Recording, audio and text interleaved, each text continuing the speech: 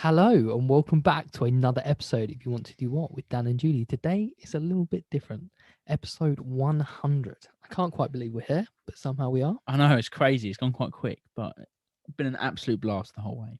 It's been awesome. So today, the idea is to chat through what we've kind of learned, the people we've had on, give you a bit of a background as to why we started the podcast, as we realise we've never actually done that. So let's get started then, Jules. Why did we start this podcast? Well, to be fair, it's your brainchild. And I mean, you lovingly took me out for a curry and pitched it to me, and I foolishly came aboard. But where did it come from? From your idea? Well, I always had no idea what I wanted to do the whole way through school, the whole way through A levels, literally no idea. And you know this anyway because I've bored you with it many times. But actually, yeah, just that kind of feeling of being a bit lost after school, and I always wanted to do something. I never wanted to just sit around. I can't sit still, you know that. But I never knew what that was.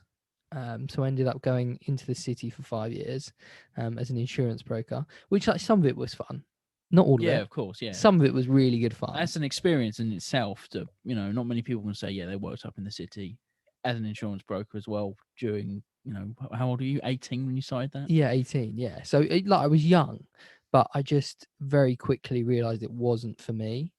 But then I'd have periods where I was, an actual broker in Lloyd's of London, which is like it's a 300-year-old market where things are still done with pen and paper, and you walk around and you have to sit down at these little boxes and try and convince people to write your business. And I loved that. That was really good fun. I'm not saying I was ever actually any good at it, but I gave it a go, and it was good fun. But I still didn't feel like that was what I wanted to do for the rest of my life. And I felt like the industry was changing and modernizing, and that fun bit that I enjoyed was sort of becoming less and less of the job. And I would bore I had a colleague actually at one of the companies I work with. And I would I'd probably bore her with like, I don't know what I want to do. Like I'd come up with new ideas literally every time we'd walk to Lloyd's. And bless her, she listened to me rant and rave about what I wanted to do. But then one day I think I was on the train. I thought, yeah, I can't be the only person that has literally no idea what they want to do. Like, how would you go about solving this problem? I thought, well, why don't we just speak to people? I think I'd listened to Joe Rogan's podcast, and I was like, podcast, this is a great medium. Yeah, up and coming at the time. Well, yeah, I'm not that old. But it seemed like if we could get people in that were actually in the industry, because I looked for career advice and all I could see was very, very corporate, very dull, very, do this degree, you'll get this, these are the requirements. It just felt a bit, I was bored by it. Bland. It was, yeah, it wasn't anything special. And I think that's the biggest thing, having spoken to people, is we hear their passion for what they do more than anything else. And that lights a fire in anyone listening, I hope. I hope so. And that was the idea behind why we actually started this. Because, like you say, when you hear the passion and you hear people that genuinely really love what they do, I don't think we've had one person on the podcast in 100 episodes that has said to us, "Oh, you know what?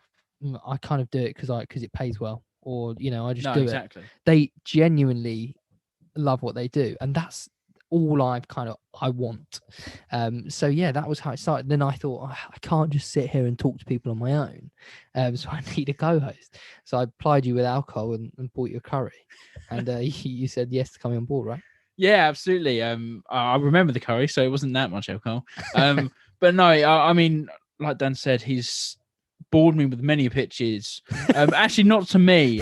He's just come up with ideas. One of the actual few he said, "Would you like to come on board with this?" And we spoke about it for a while. And I think it was a brilliant idea. I think as well, one of the things that convinced me was I'd actually just finished university at that point and had got my first job, or proper job. And we both achieved where we wanted to be, or Dan was starting to achieve it, and I had started to achieve it at very different roads. And I think that's been one of the themes throughout the podcast of there's more than one way to get where you want, which is something I think we've really enjoyed being able to explore with different people and how they got to where they are. Yeah, I think you're right, 100%. Not everybody that we've had, sometimes not even in the same career, has had the same route to where they are. Exactly. Which is, for me, I didn't go to uni. You went to uni, I went to uni, yeah. so we have such a good difference of opinion. That we can say, well, actually, I value my unique education because of X, and then I come back and say, well, but I was able to achieve X, Y, and Z without going to uni, and look at all these other people that achieved without going to uni. Yeah, I think that's an interesting thing, particularly in this country where I think you sit on two sides of the fence. Of For me, it was I was never not going to go to uni. Not that I was ever pressured into it or it was an expectation. As young as I can remember, I always enjoyed education and I always wanted to go to university. It was going to happen, and I would never do it any other way. It was the best 4 years of my life, and in a heartbeat, I'd go back and study something totally different just for the experience of doing the process again. Whereas I know you never, at any point, probably considered it. It was just something you never wanted to do. Do you know what? I think at one point I did consider it, and I don't know why I thought I wanted this, but at one point I wanted to be a physiotherapist. Okay. But I have no idea where that came from, and I sort of, in my head, okay, I'll do these A levels, and I'll go and learn, and I'll go and get a degree in being a physio. I don't know where that came from. Now I can't think of. No, I'm just not fit for that kind of career. But I think it came from the kind of pressure that I felt at school to go to university. Yeah, You that's fair don't. enough. I've never met a teacher that said you don't have to go to university. Look at all these examples of these people that didn't go, and it's not. I really want to stress this as well. It's not because I don't find learning interesting. Yeah. It's just I think I personally don't think the school system or the way we learn is particularly fit for the modern world. I think it's very, if you think one way and you learn one way, you will do well. But for those of us that think differently and learn differently, it, I lost interest so quickly in the things I was learning. Yeah, and I think that's you obviously just said about potentially becoming a physiotherapist and studying that at university. And I remember your subjects; they were designed to go down that road. And one of the things I wrote about the other week for our up and coming website was how I discovered where I wanted to be, and I literally did it out of passion. At my GCSEs, I like these four subjects. Oh, no, pick these. When it came to A level, I like these four subjects. I'm not too bad at them. I'm going to carry on doing those. And I kind of just fell where I wanted to fall, which I don't think is a bad thing because, I mean, who at 16 knows what they want to do? It's, obviously we've spoken to a few that did actually. Yeah. But, for me, I just followed what I enjoyed and what I was good at and ended up where I was. Yeah, no, and I think that's actually really good advice as well for people that are thinking about university but they don't know what they want to do. Just do something at school you enjoy, because that will often lead you down the right path. But like I said, for me, and we've had so many people on the podcast, and one that isn't actually out yet that we've recorded, which you guys will love, which is with a paleontologist, and he works in an incredibly academic field. He's never gone to university. Well, he never went to university as a traditional route, but went back to university. But not out of a need for No, it. exactly. He was given an opportunity to further his love for what he did, and snatched it. Which like, you don't have to go to university. You don't have to not go to university. You got to find what's right for you. And I think the biggest advice is follow your passion. Follow what you enjoy, what you're good at, and hopefully you'll fall into what you want to do if you can't discover that from an early age. You know what? I never wanted this to be and you'll I hopefully agree with me. I never wanted this to be a rah rah podcast. A motivational. You can do whatever you want to do. Yeah. I want this to be a practical example of what you can do, like a genuine. You can do this route because look, this person's done this route. There's no reason why you can't do that. This isn't meant to be a G you up and incredibly rah rah motivational thing. It's a genuine place where hopefully you get genuine advice from people that are already in the industry doing something they love because they followed their passion, and that is the key that we've had. I don't know if you agree, Jules. 100 episodes, they are fueled by passion. Absolutely fueled with passion, and they love what they do. Everyone has the odd day where it's a bit tough, and the odd time at work, but literally everyone has the same quote. You if you love what you do, you don't work a day in your life, and that's a theme throughout every single one of these podcasts. Now, we started back before, was it 2019. so before the pandemic hit, and it started off a bit slow, and then the pandemic hit and it got even slower, but I think we've done quite well through it, and we've been able to speak to a lot of people through the use of Zoom. Yeah, it's been very helpful. But I think you're right. I think we started a bit slow, like anything does. But now I can't believe we're at 100 episodes, and the variety of people we've had on. And for you, Jules, what are some of the careers that you've thought, oh shit, I wish I'd done that? I think going back to me at A levels and GCSEs, and it was the ones that I had a passion for. So for me, history, I absolutely loved history, and it was actually going to university considered my first subject was to study classical history or classics, and then binned that in the bag quite quickly, due to having to learn a dead language, which I don't think I would have been very good at. You've just about mastered English, mate. I know. Well, I have not mastered English. That was the point. And it's been all the ones that I would have enjoyed if I didn't do what I do now. The other ones that stand out for me are the software engineers. I have a passion for software engineering, which I never have been able to follow up as much as I have, or much as I should have. So I find those so fascinating. And then as well, anything with the animal cultivation, I think is brilliant. Animal cultivation, you cultivate animals. Conservation. You're growing animals. Because again, who doesn't love animals when they're growing up? And I think that's a brilliant work that people are doing, and hearing how they get into it and the passion they have for what they do is brilliant.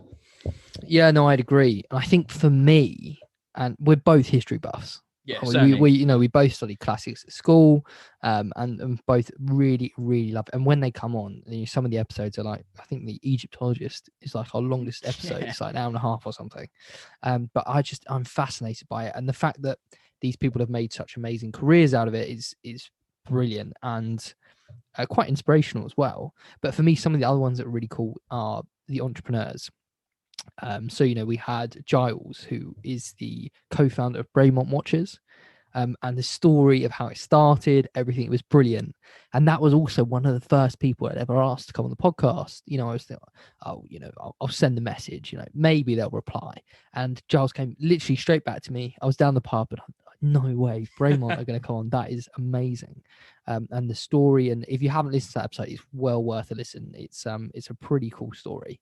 And then people like Steph from Baked by Steph. Yes, brilliant. A very modern, e-commerce driven, using data, using her passion, her creative flair. And, Baked by Steph is doing amazing. It's absolutely flying. And then we've had, which was very cool for me and you, because we're both, I'm sure we've said it a few times on the podcast, both massively into our rugby. Yeah. We played rugby with each other for years, and Julie always threatens to come back at Christmas. So yeah, I'll play next season. He's yet to appear with his boots. But we had Alex Payne on, who we both grew up watching. Absolutely. I mean, we've been watching rugby as long as we've played it, and Alex Payne hasn't been there the whole time. He's not that old, but it's someone we've seen on the Sundays, watching the rugby Saturdays, and it's, we know his voice. But to have him talk to us for an hour or so was just incredible. Yeah, and the amount of people that have given up their time, we don't pay people to come on the podcast. They've just given up their time for free to just hopefully impart a bit of advice that they found helped them. And it's been this, we've had so many great guests, over 100 people have come on and talked to us about what they do, how they got into it. And you know the story, you've listened to enough of them now.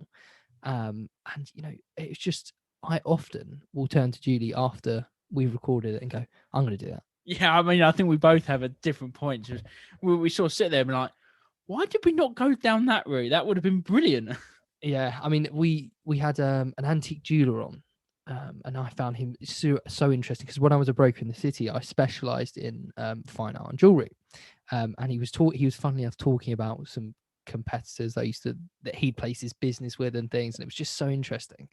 And the way these people have such passion and they just start something, I think that is one of the biggest takeaways for me from this whole thing. The people that have succeeded are the ones that have just said, I'm not afraid to fail. I'm just going to start. Because being not afraid to fail will remove so many barriers. Like, it's fine to fail. I think school teaches us, oh, you failed on your test. Don't bother pursuing this anymore. When in actuality, they should just say, well, you failed because of this. Try this. Yeah. And just keep failing. And that's what so many of our guests have done. They have failed and progressed, failed and progressed. And I think that's a massive takeaway. Yeah, certainly. I think, we fall to stand back up, and that's how humans have got to where we are, by, learning from our mistakes and learning what we. So one of the other things that we've sort of discovered is through doing this is how people are getting jobs these days. It's a very, very, very competitive market, particularly with the pandemic hitting at a time when there's already so few jobs. And hearing about people, particularly getting their first job out of university, and how what they did to achieve it. And I think one of the big things is this whole CV. A CV is so important, and it is required for literally any job. But it's what you can offer as well as a CV, and that's where we've been able to discover people, and that's how they've been discovered to get their roles, because they have these Instagrams or other social media where they're creating content because they love what they do. They're not doing it for the followers. They're doing it because they love their subject and just want to share it even more.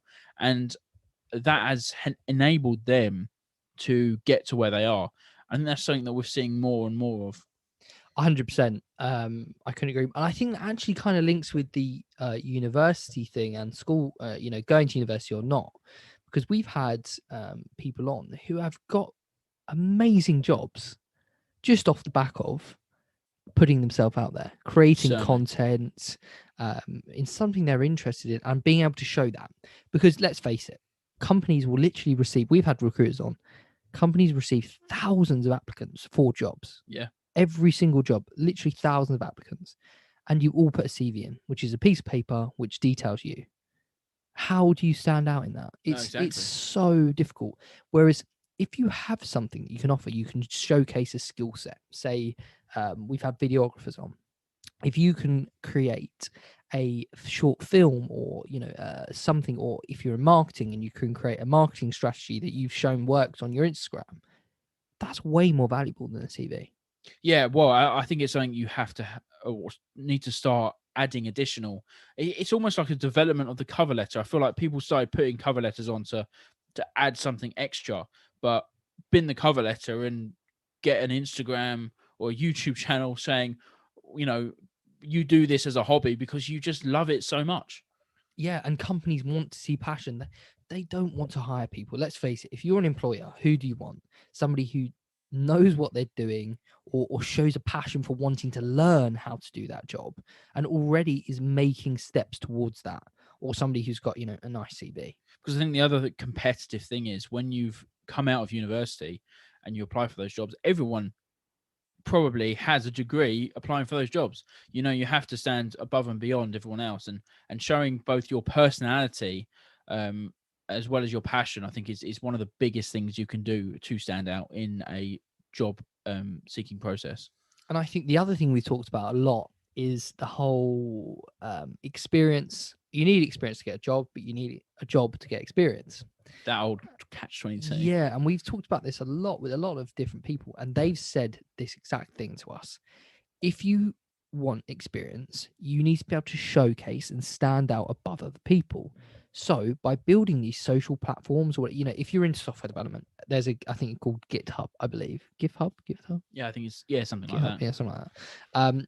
And you can use LinkedIn, you can use Instagram, Twitter, Facebook, whatever it is. to showcase what you can already do or steps you're taking to learn. Equally, if you've done courses, you can make a short video about, I've done X, Y, and Z course, I learned X, Y, and Z. You know, there are so many ways now to stand out, and you'd rather get approached by somebody like that through a direct message. You know, approach, if you want to go into marketing, approach a digital marketing manager for a company. Hey, look, I created this little campaign for your company. I thought this was quite cool. Check it out. They are going to remember you over everybody who sends a CV in. I think that's the other thing you've pointed out is trying to talk to people and network. You know, you go onto some of the big corporate CV hubs and you just throw CVs onto there. I think taking the time to try and reach out to some of these companies and try and talk to them personally. You can't be obnoxious or overbearing when doing it, but you know, if you're trying to be comfortably talking to them, I think that stands you in a much better stead than just populating your CV onto every website you can. I think somebody who's a really good example of this is Olivia, the public historian we had on. She has a brilliant history Twitter, and she's interacted with massive historians, with companies, with production companies, research companies, and she's ended up getting these amazing career opportunities just out of building this network. And to be honest with you, I think all of our guests have worked hard on building an amazing network. Absolutely. It seems absolutely crucial. I know it always has been, but more so now to already have one before you even get into the career. Yeah, certainly. And I think that when you are even in that career, it's to constantly develop it and learn from other people around you. It's so important. Anyway, we would be incredibly interested here if you've got anything you want to know about, any new questions you want to ask, any careers you want to go into. We are about to launch a new website, which is very exciting. We've got loads of new social media profiles. We're going to do more specifics. So if you want a career in science, there's going to be a science page. If you want a career in history, there's a history page, just to make it a bit more specific and a bit more tailored for you guys. If you've got anything you want to know about the podcast, about careers, please just send us a DM and we will do our best to answer them. Well, thank you so much for listening, and thank you for the 100th episode. Yes, here's to the next 100, Jules.